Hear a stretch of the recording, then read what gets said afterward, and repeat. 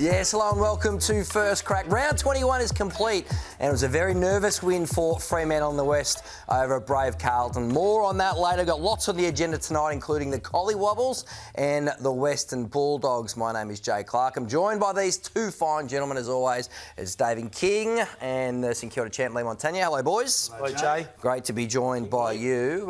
Still, let's have a look at the ladder first. Still just the 9 teams, and it's going to really heat up. So, this, of course, has been the case for some time, Joey, but things getting very interesting at the top with the Magpies slipping up to Brisbane at the weekend. Yeah, I think we did find out some answers this weekend. I think we saw some movement. I think Adelaide's win was crucial, and you look now, I think they've almost secured a top 2 spot. I think there's every chance that they'll get at least one, probably 2 finals at home at the Adelaide Oval, so that sets them up in great shape.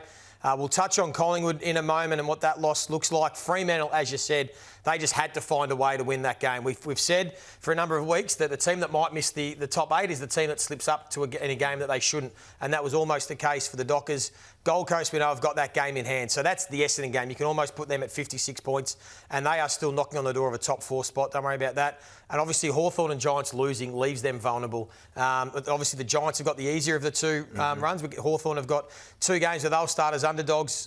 Giants are 2 as favourites, and the Western Bulldogs, if they run the table, absolutely can still play finals. So since round 14, the top 9 have played the bottom 9 35 times. It's 34-1. Wow. Fremantle lost to Sydney, and that is it in round 17. So don't expect these guys to have any slip-ups on the way home. Not now. None of them.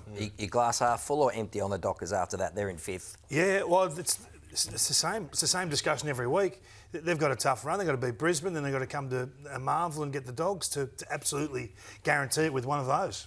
And the Saints today winners over North Melbourne. Let's flip the page because they are in 14th, Joey, and Carlton are brave in that first half today. Well, this is the old adage with the bottom half of the ladder this time of the season. Do you want to be going up that bottom half of the ladder, or do you want to be going down and getting earlier picks? I mean, it's always a debate. St Kilda... You're calling for the tank, Joey? Well, no, I'm not calling for the tank, but when you're looking at it as optimistic fans for next season, because all these teams are doing now is looking to 2026 and beyond, do you want the high draft pick or do you want to continue to build a culture of winning games? You've got a bit of a mixed result there, but yeah, it speaks for itself. I don't know how those teams, particularly in the bottom 5, find a way out of there. I mean, no one's picking any of those teams to finish in the 8 next year. Would you be brave enough to pick any of those teams? No, you're not. You can't. Not at all. No. So even Carlton, to be honest. I think Swanee's got a real challenge on his hands to fix this, to get this sorted, because it's the most uncompetitive I've seen. 34-1 for 6 rounds of footy. It's no good. St Kilda praying to everyone that Nasiah Wanganeen-Malira stays after his performance today. A second straight blinder. Now in our 4th seg tonight, Maxie Lawton, who's our mastermind, has crunched the results, all the fixture, and we're going to give you his predicted 8 after the season is complete. So stay tuned for that. That is coming up in the 4th segment. But Joe, you're going to kick us off tonight.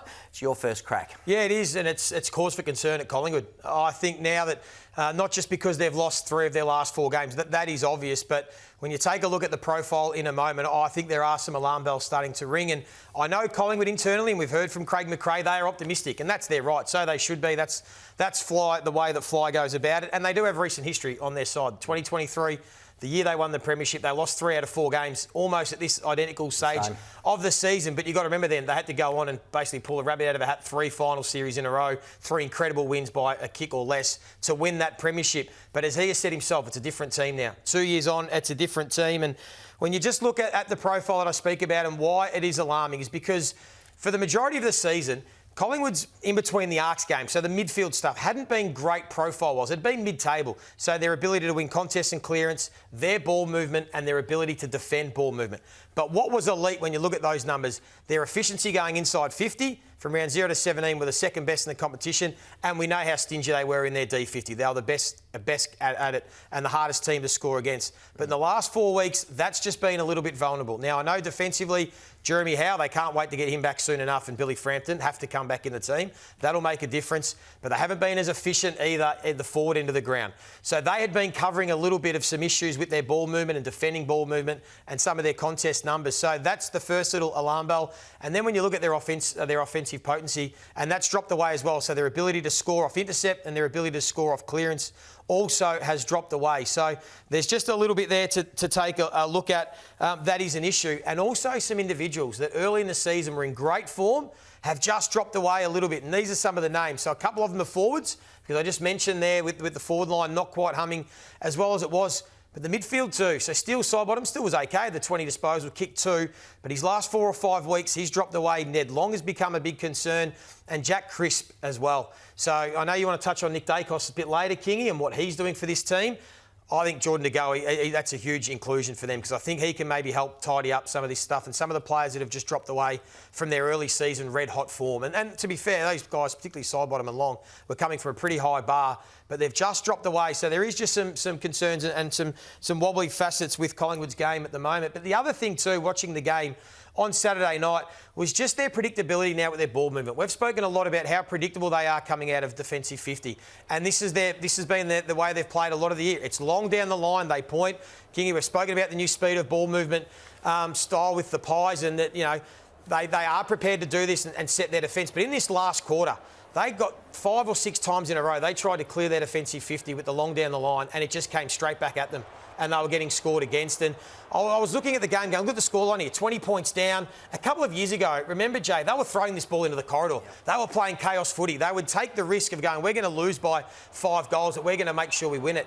That wasn't the case in this game. They were playing the same style they've gone with all year. And I just wonder whether they don't have that chaos and that flair in their game when they need to now. They've lost some close ones. They're not coming back from behind at three-quarter time.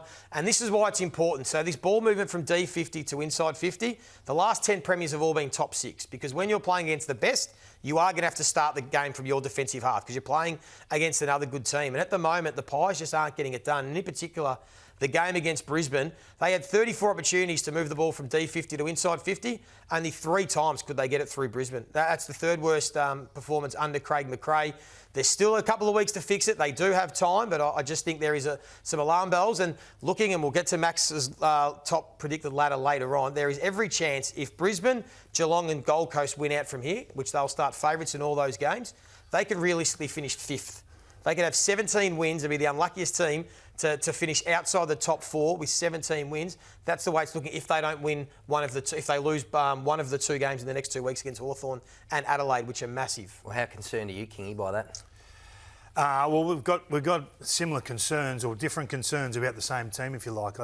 You'll get to the Dacos stuff later on. I think there's a heavy reliance on their handball corridor game, getting the game going in flow. So all those things do become more efficient. You go inside forward 50 quicker than what you do the long down the line. But I'm concerned that there's only a couple of strings to their bow at the moment. I think they need to throw the magnets around. I think they need to get Pendlebury back to half back and get some more creativity, some more flair, not with ridiculous risk. So there's a lot of levers he can pull. Yeah.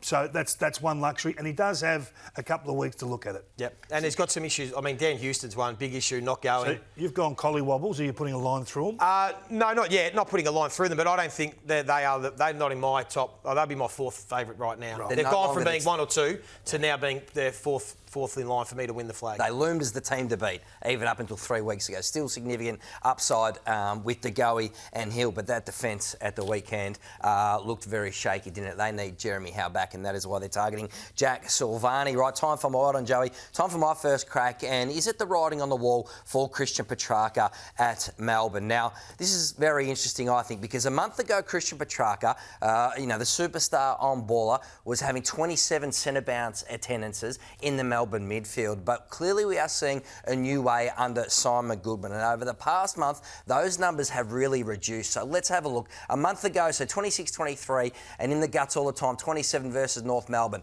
Watch this decline: 20 against Carlton, 12 against St Kilda, and just 7 against West Coasters at the weekend, as Simon Goodwin handed the keys to Cozzy Pickett, who has absorbed a lot of his midfield minutes, Petrarca, and also a young Caleb Windsor. And your man, Harvey Langford, is set to take up a big role in their next season. season. So this was it at the weekend. Gone, Windsor 24, they are the keys. Pickett, who's been a superstar. Oliver, in terms of takers for him next season, there doesn't feel like there's a market for him at the moment, and Viney's a demon for life. So Petrarca is the one who's been frozen out. So hasn't he got a big decision to make over the next couple of weeks before the end of the season? Can he accept that he could be more of a permanent forward at Melbourne as the new era settles in, like Toby Green, and play forward? Or does he, at 29 years of age, still think he can be that superstar on baller? Because if he does, maybe that's got to be at another club. We talked a lot about Collingwood and Carlton last year. Is the best fit for him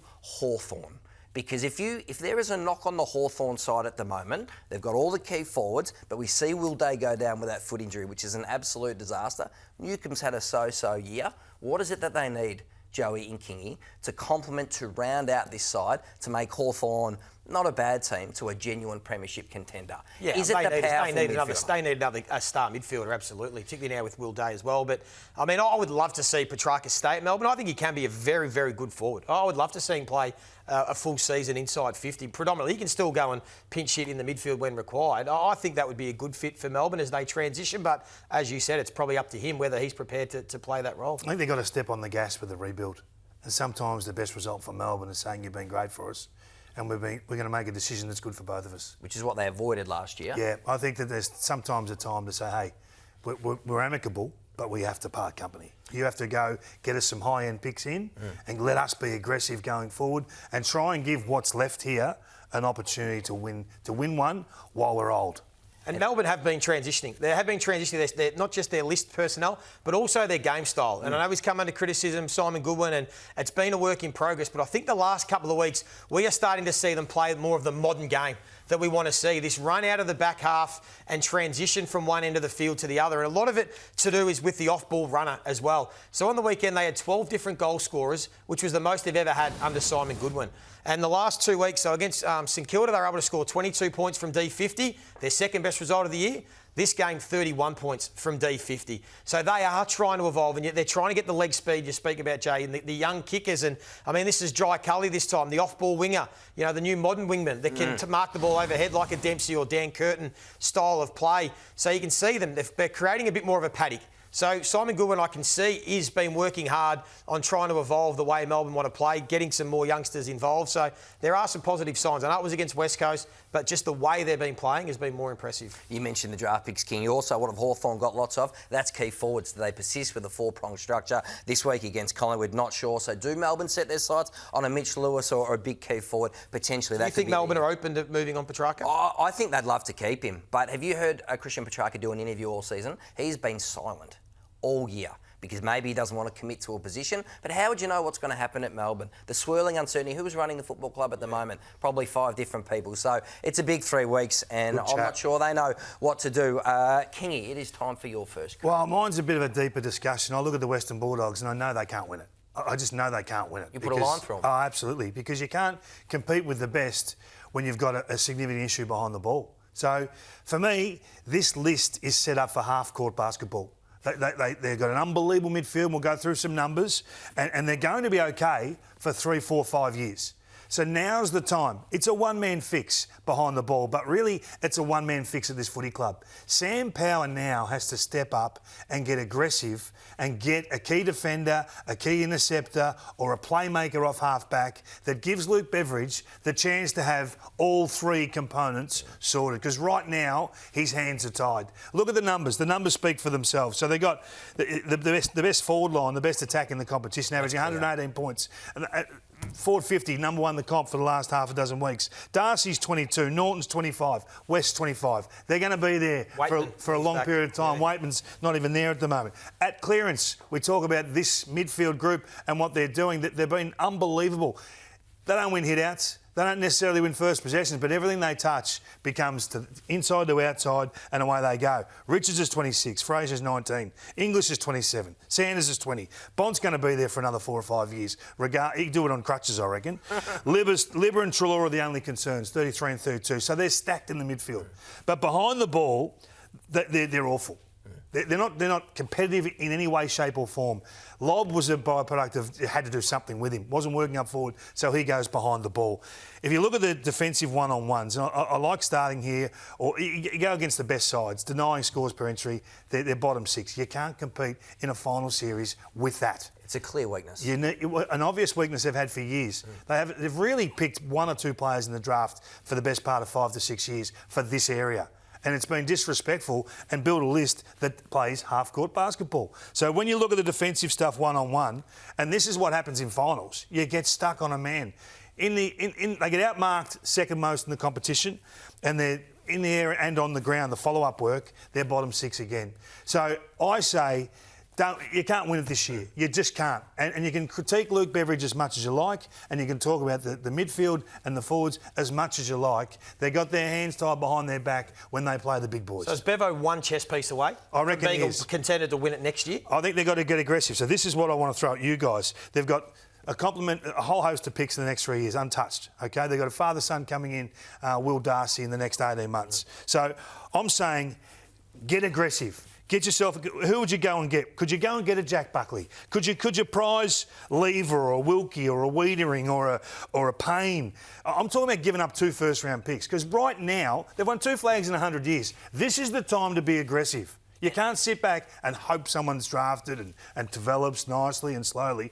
The time is now. And maybe it's a good time for options too, because you look at Jordan Ridley and his frustrations with his soft issues at the Bombers. And what about Nick Voston? So he's probably not going to win another premiership at the Tigers, yet we're talking about him as an All-Australian. Yeah. They're 2 that you would potentially pass on that first-round pick to get him in to finish off this list. Jordan Butts, the Adelaide Crows, he's been pushed out of that team. Go and find someone that's unhappy or not getting opportunity, or just throw big dollars at one. They've disrespected this position, and it's hurting them large. And I feel for the coach because you come up against the big boys and they're going to have their time with the ball. And they just bleed and leak so heavily. So Sam Power, either get fair income or get out of there. It's a full club thing winning a flag. They've got to get aggressive. And are you talking about a big banana or an interceptor? No, don't muck around with the small stuff. I don't want to hear any C graders or any D graders. They've got to get marquee. Like Jeremy McGovern 3 years ago would have been perfect for the Dogs. Yep. That's what they had to do. They have to do something like that to shake the tree. The only question is they are in the race for Zach Butters from Port Adelaide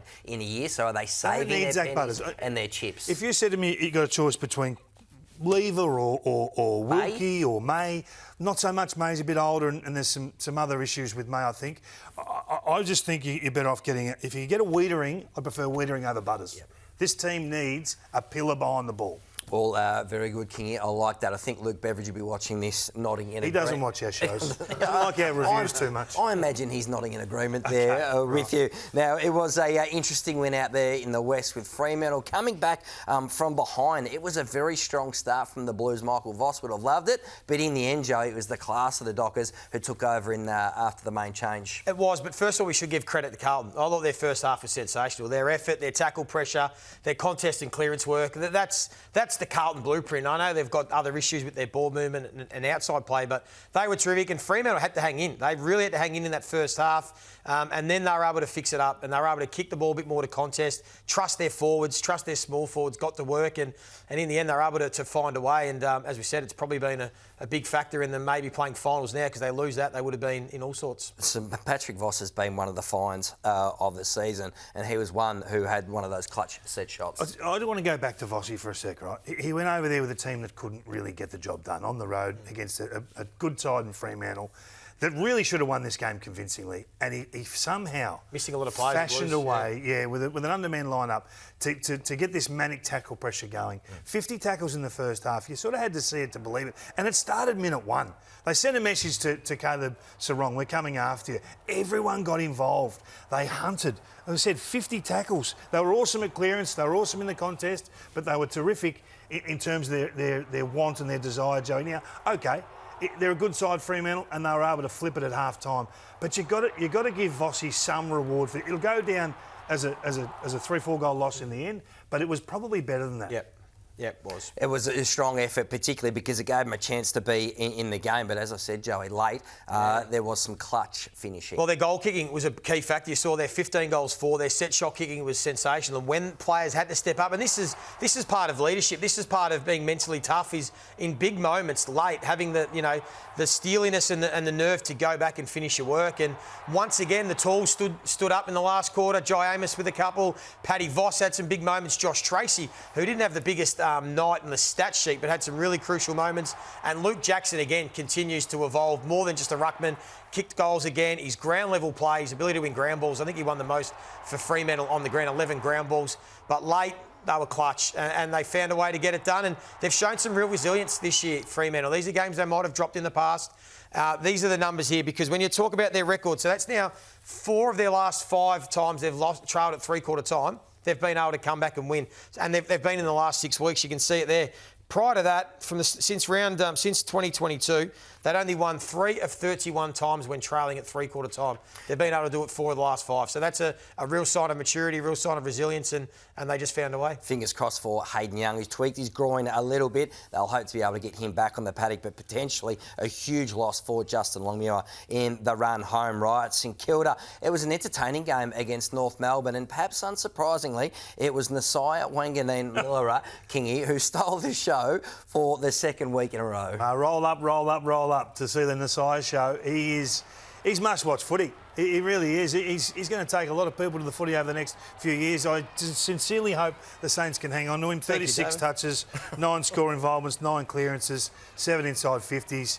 He just was a thorn in the side of the Kangaroos all day. And when they were in trouble, he didn't have his best day with foot skills, but he just did some things like this, where he just calmed the farm. They were in a bit of trouble there. This is unbelievable. This is amazing. Yeah. This is what footy arrogance looks like in one package. You can't catch me, and I'm going to keep going as far as I like until there's something really obvious. And I love watching him play. He's in rare air. If you're doing your top 50, where would you have him right now? Good question. He must be a top 5. Honestly, he has to be. It's a bit soft from you. You got a number 4. Well, you got Bontempelli, Dacos, Sam Darcy in that group. Dawson, I think Anderson. Has he gone past Dawson? I think he's Anderson? certainly overtaken Max Holmes, the Bailey Smith. He's got to be there. He played with a Gary Zach Ablett Butters? style. I reckon he's in that group. Is he in front of Anderson? In front of Dawson? Maybe. The problem with your 5, 6. Very loose top 5. There's 8 players. Maybe he's top 10. Would you say top 10? And what if he says, I want to go, what does St Kilda going to get back for him? Who do they ask for? Because it has to be a Dawson or a Butters, because that's the class he's in. So Stephen Silvani and Gabriel and the crew would be stressing out, wondering what they're going to get in return if he does, in fact, request a trade. That'll be a big story over the next couple of weeks. What about your mob, Kingy? What did you make of the Kangas today? High risk, high reward. It's as simple as that. And I don't know if this is necessarily the way you want to play, but they seem to be wanting this. Parker, he did some amazing things today. They want to go through the middle. They want to go at speed. The young kids really put on a show. LDU was back to some of his best, but McKercher was probably the eye-catcher today. Runs like this.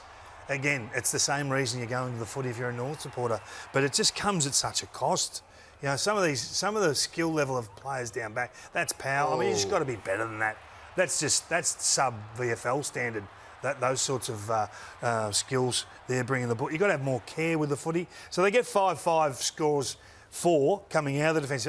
This guy confuses me. I don't want to show him anymore because I get frustrated. But the cost was 5 goals 3. So for all their good work, they just undo it with 3 or 4. Shoot themselves really in the foot. poor Week after week, we've been saying it. They just shoot themselves in the foot week after week. Yeah. So Clarko has to change this. You've got an off-season to have a look at what Collingwood are doing, even with the pointing. Just minimise the damage, minimise the cost, get your better players involved and have less trust with those that can't use the footy. I think you first said that in about round 2, King. It has been a consistent theme for the Kangaroos, and it's come at a cost too with Paul Curtis. Once again in some MRO trouble for this off-the-ball strike. You can see it in the corner of your screen there. So a bit of push and shove. He was playing a bit angry, a bit on the edge, Paul Curtis today. And as you can see, as it's coming up, there is a jab. Yeah. And that's Angus Hasty And I think that'll cost him a week, one match on the sidelines. Here, that's a better picture there. Whack. That's a whack. That is a jab. Now, off the ball, that's going to be graded more severely than what it was in the play, clearly. So that's going to cost him one match. It's intentional. It's low impact on Hasty. And again, Paul Curtis is going to find himself on the sidelines, I would have thought. Now, Geelong did it so easily over Port Adelaide. It wasn't so much about the scoreboard, but the man who's chasing 100 goals. Yeah, well, they did what they should have done, but it was fascinating being there that it was like all eyes were on Jeremy Cameron, and it felt like even the Geelong players were thinking about it. And I mean, they were looking for him at every opportunity, giving him these little handballs around the back and a couple of kicks to him where you probably wouldn't have gone. And I just wonder what their plan is, Kingy, with this to try and get him to the 100, because in some ways it was a slight distraction. Now, it won't matter in this game because they win by 100, but even Jeremy Cameron, watching him play, he was running around at times like a headless chook, trying to get on the end of a couple more. I just wonder whether they've got a bit of thought to let's try and get him as close to 100 as we can in the home and away season, so we don't have to get caught up in the circus come finals time when it's irrelevant about who kicks the goals. It's just about winning, because I sense there is going to be this slight distraction. A distraction in the final series? No, to try and get to the 100 before then. You got to try and get it out of the way before then. And Well, look how they played, Joey. He's up to 75. That's why I'd be trying. I think they're going to try to get as close as they can as before finals, because it was today being there. You could sense it. Everyone watching was just looking for Jeremy Cameron. Hang on a sec. Can you just run that by me again? You think that they're going to put a priority on him getting 25 more goals? No, as one of their markers in the home and away season. Did you watch today? How many times did they give him a handball? How many times? I understand. So but you're saying it's a distraction. That's a bit. No. I'm not. I'm saying it's an issue. It's a one to watch. It's that a it game doesn't within become, a game. That it doesn't become a distraction for what they were trying to achieve, which is a premiership. You think there's no doubt today watching that there was all eyes were on Jeremy Cameron. They were trying to feed him and funnel him, and they'll continue to do it. They'll be thinking there's another 20. That's happened for the last 5 years late in season. When the Coleman race is hot. Yes. We've seen that for years. Yes. So why would it be more of a distraction for Geelong than not the others over the last? Because they're trying to win a premiership. They're trying to win the flag, and I think that's why I reckon they want to try and get as many goals out the way by the end of round 24, so that at finals time they just play and let it happen. Are they flirting with their form, Joey? Well, it was a concern in the first quarter. I thought the first quarter we spoke about looked like they were, but in the end it didn't matter. They won easily. I just don't want it. I don't want them to flirt with their form by trying to feed him goals when they wouldn't usually. It felt like a bit of a training run at times today, and the easy handoffs from teammates, etc. That said, still very entertaining. But it was entertaining for us. It's been a great finish for Port, hasn't it? It's going really well this long goodbye. I hope they can put in a competitive performance for Ken. That was awful today. Right now, time for Between the Cracks, thanks to Workday. So whilst all the focus was on that man, the spearhead, Jeremy Cameron, Jack Martin, the former Blue, delivered the fastest 4-goal spurt this century. 4 goals in 5 minutes and 16 seconds. Speaking of looking for one man, he was absolutely on fire. He had the hot hand, and instead of Jezza Cameron, it was this man. Now, it is amazing that he could barely get on the park, Jack Martin, at Carlton, and all of a sudden, he's half looking like a match winner at times, King. Stringer or Martin? Who do you want? No, Stringer. Stringer still. That was awesome. Stringer for me. What do you take, Jack Martin? I think he's a significant wild card in the finals. How many times have we said it? What a pickup from the Cats. They've just got an uncanny knack, and he will be important in finals. Right, speaking of important, this man, Leigh Matthews, the greatest of all time, will be coming up on the couch. Can't wait for that. It is 7:30 Monday on Fox Footy. You don't tell enforcers what to do. You've got to work with them. It's brutally and physically demanding. You watched that game on the weekend, you said he could be going to St Kilda on 1.7 million. He's a mile from that level. What I would be saying to the umpires' coaches, you coach them to do what we want them to do, not what you want them to do.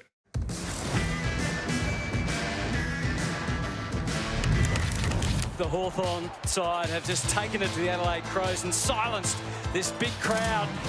And Dawson might just be able to take that chance. And Footy's good again if you're a Crow. This is what we came for, Gaz. That's right, Anthony. Don't hit me. Dawson is probably the biggest threat at the moment. And that threat is growing. That was awesome. That was Jordan Dawson. Hardwick couldn't deny Rankin. How could you? How could you? How did he do that? So this is just genius. The Adelaide Crows have done it. Unbelievable effort from the boys to fight back that second quarter. These are the games you love playing. one of the wins, one of the games of the season. It was riveting football as Adelaide just nudged out Hawthorn. Isaac Rankin, that goal from the boundary line. Taylor Walker, 2 clutch set shots late, Joey. But it's time for our BP Premium Performance of the weekend, and it is Jordan Dawson. Yeah, well, for me, this is why this guy will be the All-Australian captain, because of what he's been able to produce all year long. But this second quarter in particular, this vision is just from the second quarter alone. When they needed their leader to stand up, when they were under the pump after the way that Hawthorn got out of the blocks, I just thought it was enormous. It was his 4th highest rated game of his career. Most of those rating points in this second term. Wow. It was inspirational. And for me, he's a lock for the All-Australian captain, and that's why. Rankin not far off him, King. Well, this is an interesting discussion, I reckon, because what do you prioritise, the team or the player? Because Rankin can be a top 5, top 10 midfielder in the competition, but they need him forward of the ball because you're talking about Saligo and Dawson and those guys getting the job done in the middle. So if you have a look at Isaac, so before he went forward, so you can see the averages of what this guy's doing. His numbers have taken a bit of a toll. He's dropped 6 touches a week. His clearances have snapped in half. He's obviously kicking more goals. Exact same amount of score involvements per game, which I think is interesting. But he's of more value as a magnet than what he's been as a midfielder. So looking at the team, so that's Isaac's. Look what it's done to the team. They were floundering a little bit as an offence in terms of their ability to convert. They get a lot of entries, but their ability to convert, their scoring's gone through the roof. So I just think against the best teams too, Joey, they've been excellent. So I'm looking at this thinking, okay, this is a forward 50 stoppage player that can shift the course of your year. We haven't seen a forward 50 stoppage player, I don't reckon, since Gary Ablett Jr. that can do what this guy does. It's a work of art. Every time he goes in there, he just does something extraordinary. Players can't go with him. I really love seeing guys trying to keep up. Now, Hardwick's quick, right? He gets the speed wobbles here. He cannot go with him. You know when he's cruising, he's going half speed. There goes Hardwick on the deck. He's just a freak at forward 50 stoppages. I love what he's doing. This is an asset that separates prelims. You'll see this late in game. To really give you that one cheap goal, you don't not really deserve. So I just thought that Stevie Johnson, who we work with, Jay at Triple M, has always said that guys like this can go into the midfield and do what midfielders do, but not many midfielders can go forward of the ball and do what this guy can do, and that's why he's more valuable inside 50. Yeah, well, that's what the numbers tell you too. Yeah. So look, this here, there'd be a handful of players in our competition that can do that. So I think sometimes you just got to say we've got an artist, we've got a guy that's a chance in a close game like it was on the weekend. That was a cracking game. Full credit to Hawthorn as well. He was able to separate the game in the end with a big final turn. And in finals, to knock off Adelaide, you have to have a working plan to stop that man. And you are 1A on the bus and have been for a couple of years now. Kingy right, it is time for Health is Your Best Player, thanks to HBF Health Insurance. We have to look at the flip side of that coin, and it is Will Day, because that serious foot injury, that navicular, that bone stress problem has ended his season. So only a couple of games back and he is out. He was probably their most important asset. He was the trump card for Sam Mitchell, but not only is his season over, I mean, you do have to have some sort of worry about his long-term fears. This becomes so important, his rehabilitation, to get him ready for next year. Hawthorn absolutely adamant that they were cautious with his recovery. They got it ticked off by specialists interstate and in Victoria. I think he missed 15 games, but history's going to show, fellas, that they pulled the trigger too quickly because it's blown up in their face. Is that being too harsh? No, I don't think so. I think you have to make your own mind up. Was it worth the risk? Well, not history.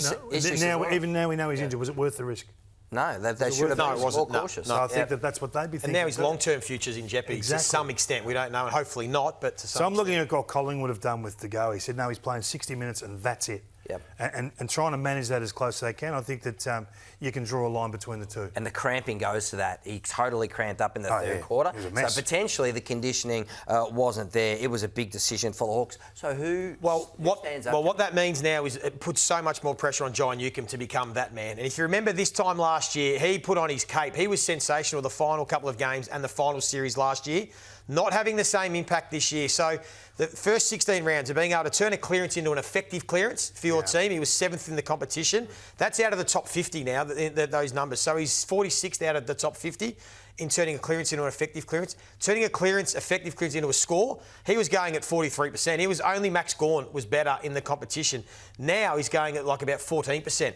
Really dropped off. And the percentage of team score involvement in the competition, he was going almost 1 in 3, 1 in 4 of his possessions were leading to scores. The last 4 weeks, that's now 5 weeks, that's 1 in 10.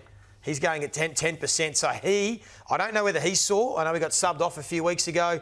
Doesn't look the same player we saw last year. But if they are to try and push for a top 4 in a flag spot, he has to get back to being that man because he's just been off the board. I'm unsurprised. He's shouldered such a big load. That Hawthorn midfield doesn't have the depth. So he's been the spearhead in there. And, the season's worn down on him. We know how good John Newcombe is, but he's just shouldered such a massive load for the brown and gold. When you need help, right, you got a guy as a midfielder who's been a best and fairest winner for you come on the field.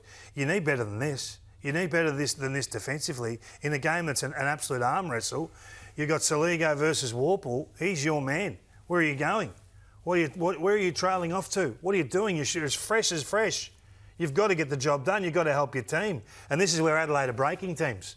They're working all the way forward. They're working all the way back.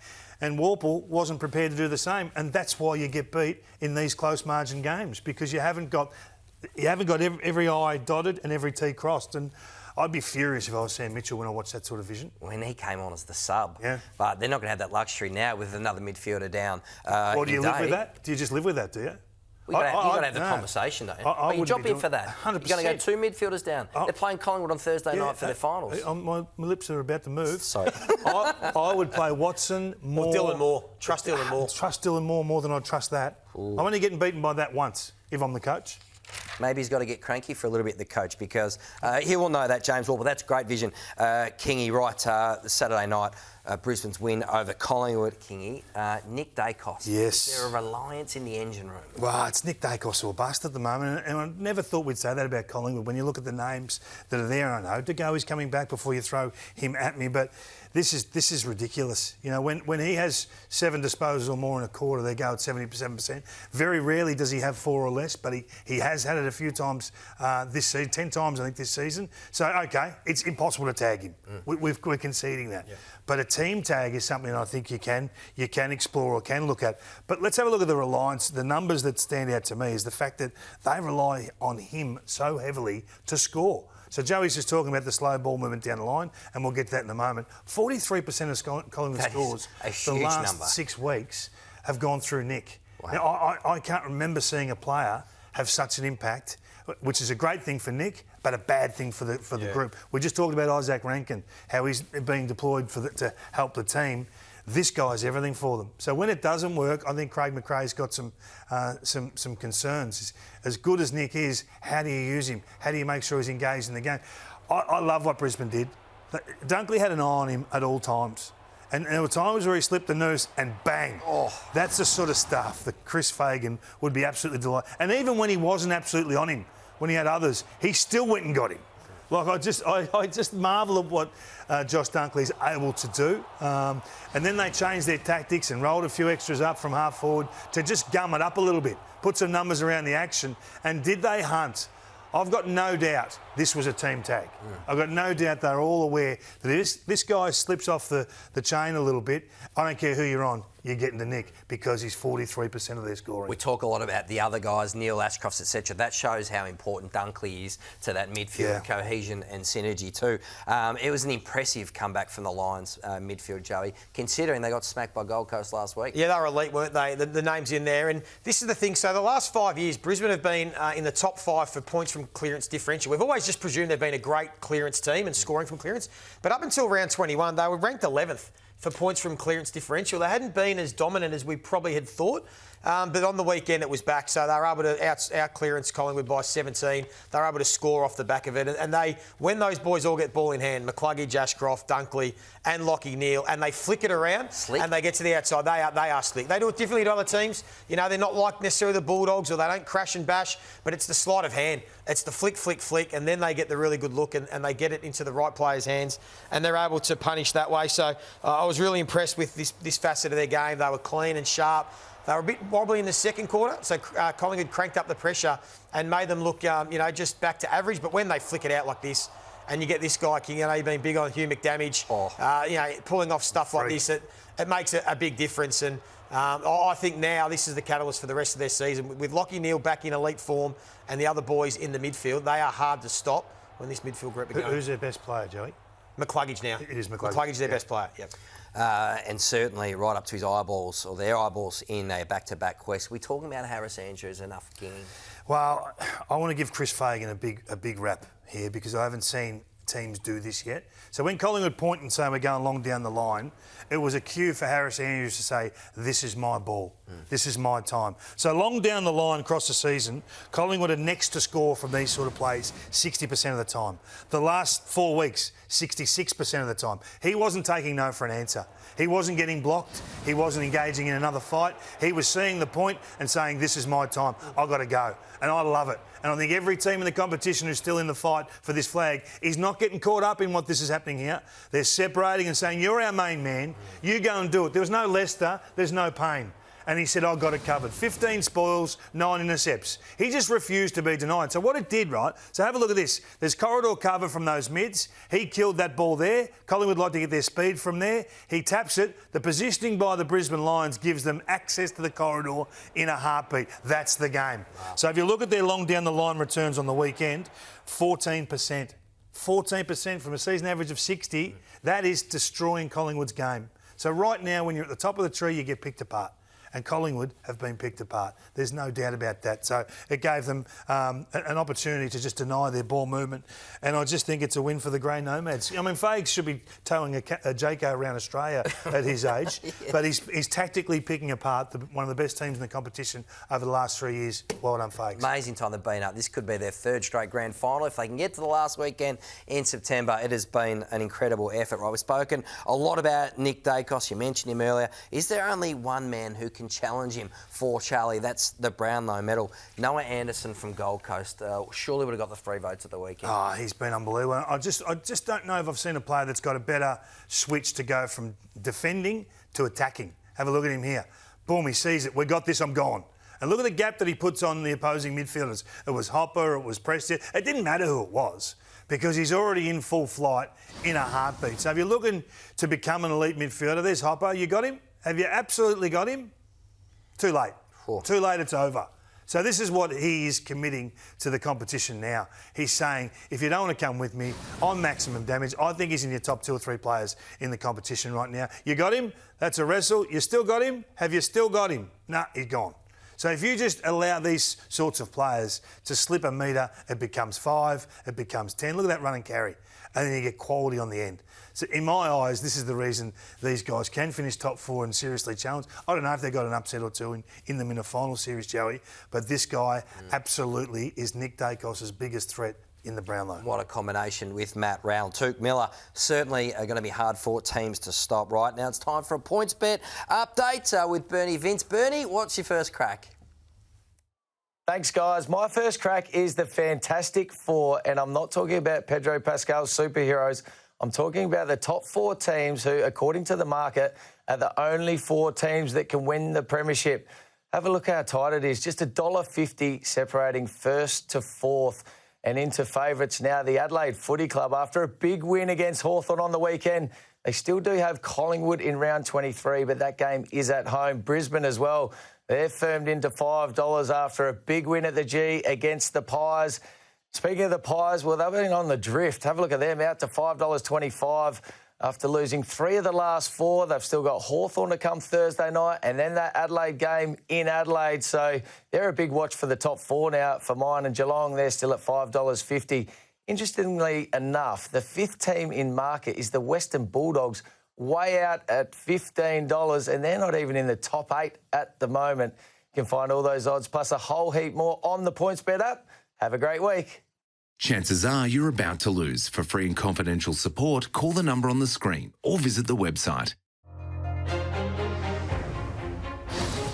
It was just pleasing. They've also beaten us the last 4 times we've played, and they've beaten us in the same way, and tonight we're able to turn that around. I was probably more frustrated after the Fremantle loss, to be honest, because the numbers suggested we played quite well. Pressure was really high. Tonight we were outplayed by a really good team, like a really good team. We were just off tonight. I don't know why. Bulldogs clearly playing for their season, and it just felt like we weren't. The cold hard fact says that we need to keep winning, so it's 1 down and a handful to go. I guess to reset the way we did, to the maturity our boys showed, led by Dorse at quarter time, to be able to bring the game back to even keel at half time, I thought was another way to win. We weren't quite sharp enough tonight, and when you play the best sides, that's the challenge. You can't afford to have any part of your game not on, and we had enough in our game that they were able to exploit. I'm really clear about what we're building and what we're trying to build and what we're trying to transition into, and I can see it unfolding, but we need to learn how we turn the process into outcome, and today was a part of that, but we've still got work to do. Clearly at the moment the gap between our best and our worst is far too great, and we can't handle it when teams have momentum against us and the scoreboard just flows too easily. So just got to keep finding ways to do it. There were periods of our game that were really strong, and then there was others where we got challenged. I thought, once again, you've got some work cut out for us in a couple of areas, but look, overall, once again, the 80% was pretty solid. So we looked to the future a little bit and gave him that exposure. But as I said, when you're looking at the numbers, it's just, the weight of numbers is just going to be too hard. They smashed us in all phases. We want consistent performances across 4 quarters from our players, and that's what we'll chase. No excuses. We came here with a plan to execute, to try and get the job done, and we fell just short of that. Decent effort from Brad Scott's young Bombers. Right, it's time for Who Had a Crack, brought to you by Ahan. Great taste, low carb, how good. And Joey, the Dogs, offensively brilliant once again on Thursday night. Oh, they just smacked the Giants. And what I love, King, about the Western Bulldogs is they refuse to kick it when they don't necessarily have to. So we've spoken about other teams that are just too quick to want to get the ball forward. Ed Richards could have taken the lead up and forced it into a slow play. Instead, they give one extra handball inboard, which gives them a much better look going inside 50. They get the open side of the field. They get a deeper entry. How many times have we seen a team win a clearance, just dump this ball in, even numbers ahead, kick it in? No, they want to draw, give in towards the corridor and then utilise the open side of the field to get better entries. I just thought all night this was their plan. Norton could have just wheeled on his left, try and drive it in deep, but they're automatically turning inboard. They know they've got that wave run and support to come past and give the handball. And this is the best one of them all. So Bontempelli, the short little one, gets it back. Now, every player in the comp right now would be assessing where they want to kick the ball inside 50. They're looking up thinking, OK, I'm going to kick it to the advantage. No, Bont goes, no, you know what I'm going to do? I'm going to run and make the other Giants player come at me to draw and give a much better look. So that's why the Dogs, number 1 for handball receives in that attacking mid-zone in the competition. Number 1 scoring team going inside 50 for that reason. Sharp by hand, nice work there, Joey. Right, it's time to predict our ladder, our top 8. That's coming up next with the mastermind, Maxi Lawton, coming up next on First Crack.